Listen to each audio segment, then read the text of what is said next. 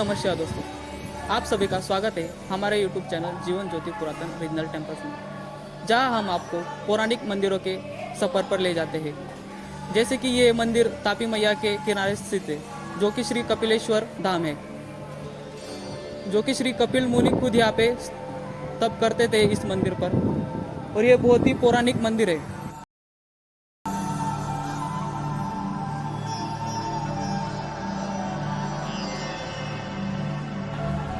ओम नमो शिवाय। हे कपिलेश्वर भगवान, किसी को पता नहीं चलता था। ये मंदिर पुराना है, हेमाड़पंथी है। उसका तारीख है मोड़ी में शेके 1704 में शुरू किया था और शेके 17 से 6 में पूरा हुआ था। ये मंदिर ऐसा ही था, बहुत पुराना है। फिर इसके बाद में 2009 में यह अखिल भारतीय संत सम्मेलन भरा था। वेदांताचार्य हंसनानंद तीर्थ जी, ये बाबा जी ने यह 2009 में संत सम्मेलन, अखिल भारतीय संत सम्मेलन यह भरा था। और शंकराचार्य, यह खुद शंकराचार्य आए थे। 3 दिन का यह प्रयाग था संत सम्मेलन का, और वो 16 पार हुआ था। हंसानंद तीर्थ जी महाराज आज भी यहाँ रहते हैं।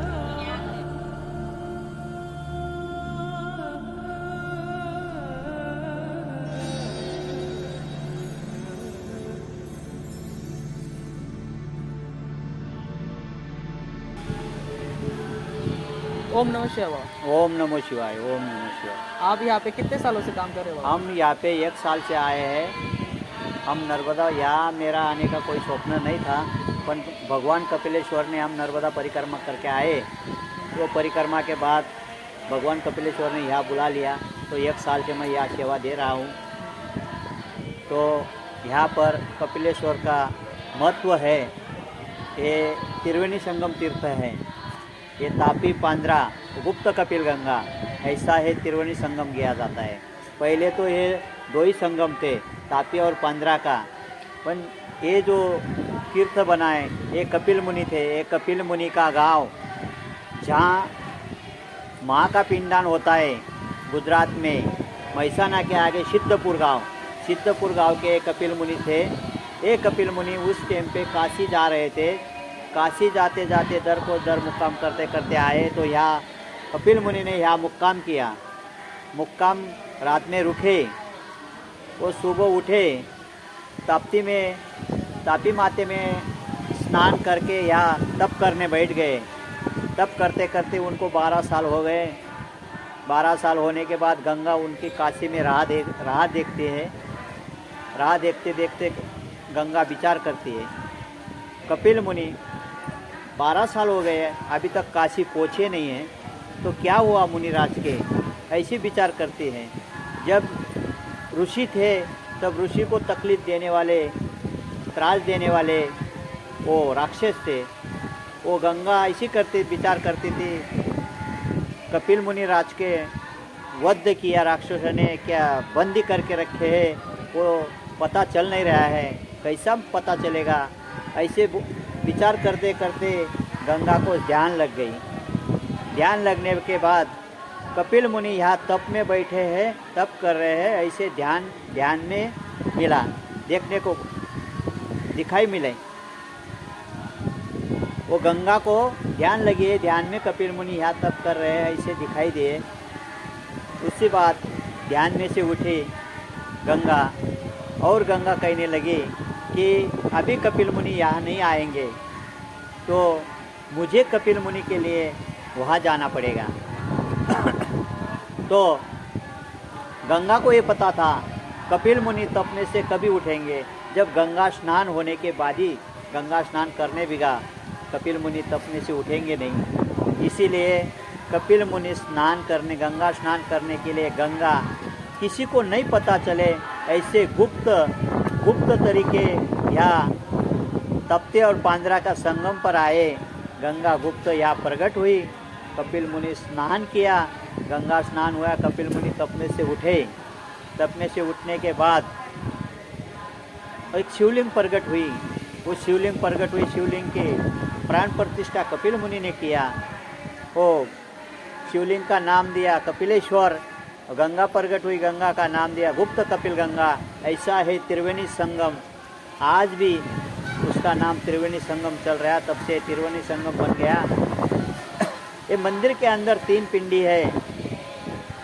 वो जो 3 पिंडी है, वो जो कपिल मुनि ने प्रकट किया है, वो पितड़ी पत्रा बिछाया है, वो पिंडी है, वो स्वयंभू शिवलिंग है। उसके नीचे से गंगा का पानी बह रहता है, ये तपती में निकलता है। और ये सामने मंदिर में पार्वती माता की मूर्ति है, पार्वती माता की मूर्ति है। उसके उजवे हाथ में एक उंगली पर शिवलिंग है।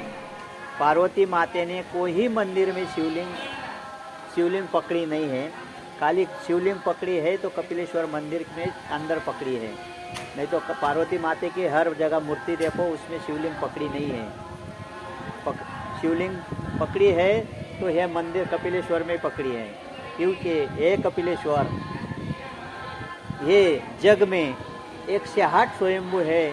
108 स्वयंभू पैकी एक कपिलेश्वर महाराष्ट्र में तापी पांजरा का संगम पे महाराष्ट्र में एक लबा है।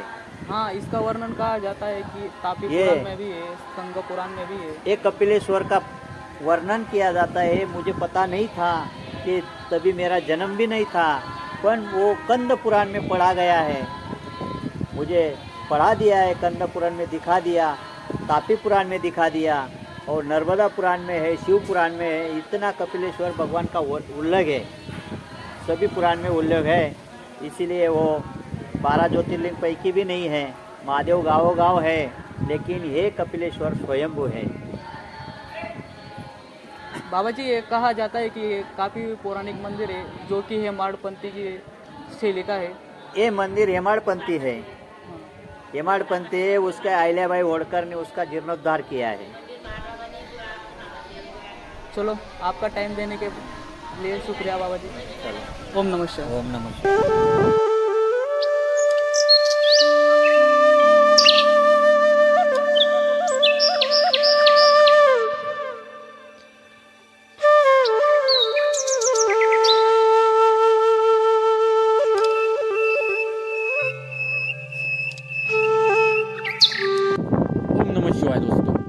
दोस्तों आज हम अभी आप जो पीछे नज़ारा देख रहे हैं, ये जो है ये तापी है। इसका उद्गम बैतूल प्लेटू से, और हमारे साथ है दिलीप भाई, जो कि ये जो गांव है मुड़ावत, यहाँ के स्थित है।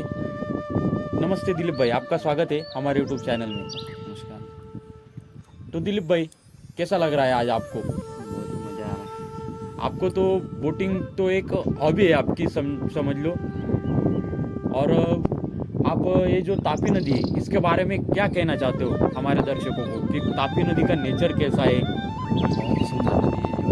जब बाढ़ आती है तो भी शांत रहने वाली पहली नदी। जी जी, मतलब कि ये बहुत ही शांत रहती है। बहुत ही शांत नदी। बराबर। और ये जो मुड़ावत गांव के हो आप, हाँ, प्रॉपर मुड़ावत के ही है दोस्तों। ये या मतलब गांव के पास ही नदी है, और नदी के पास ही मंदिर स्थित है। और कुछ ऐसा एक्सपीरियंस आया होगा दिलीप भैया आपको, कि कुछ ऐसा कि बोटिंग में बहुत अच्छा है वो एक्सपीरियंस आपके लिए, बहुत खुश हुए थे आप? मतलब काफ़ी सारे लोग आते हैं, तो फ्रेंड बन जाते हैं, आते हैं जो भी आते हैं वैसे। जी जी, मतलब फ्रेंड सर्कल बढ़ता है। फ्रेंड्स और आप हमको बोल भी रहे थे कि वो कुछ बाहर से भी टूरिस्ट आए थे, अमेरिका से। हाँ, उनके बारे में क्या कहना चाहते हो? बहुत दूर से टूरिस्ट आते हैं। अभी तो मतलब पिछले महीने अमेरिका से भी लोग आए थे। बहुत दूर दूर से आते हैं, औरंगाबाद, सब तरफ से आते हैं। मतलब एक टेम्पल है, एक आस्था का मंदिर है, जो कि लोग यहाँ पर आते हैं तो उनकी मनोकामनाएं पूरी होती है, हाँ, तो वो वापस आते हैं। हाँ होती है। जो भी आए वो खाली हाथ नहीं जाते। जी, खाली हाथ नहीं जाता यहाँ से। बराबर। तो ये तापी नदी जो है, ये यहाँ पे आप जैसे कि पांजरा नदी भी, मतलब हाँ। त्रिवेणी संगम कहते हैं इस जगह को। ये देखिए, जो सामने से आ रही है वो तापी है, जी, और वो जी। जो ब्रिज के उधर से आ रही है वो पांजरा है, और एक नीचे से गुप्त कपिल गंगा बहती है। मतलब जब दोनों नदी सूख जाती है तब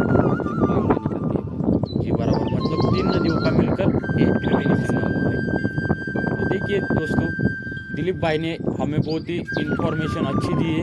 तो अगर आप भी यहाँ पर बोटिंग का मज़ा लेना चाहते हो तो आप ज़रूर आइएगा। अभी हम आपको स्क्रीन पर दिलीप भैया का नंबर दे देंगे, तो आप भी दिलीप भैया से मिलेगा। धन्यवाद दिलीप भैया।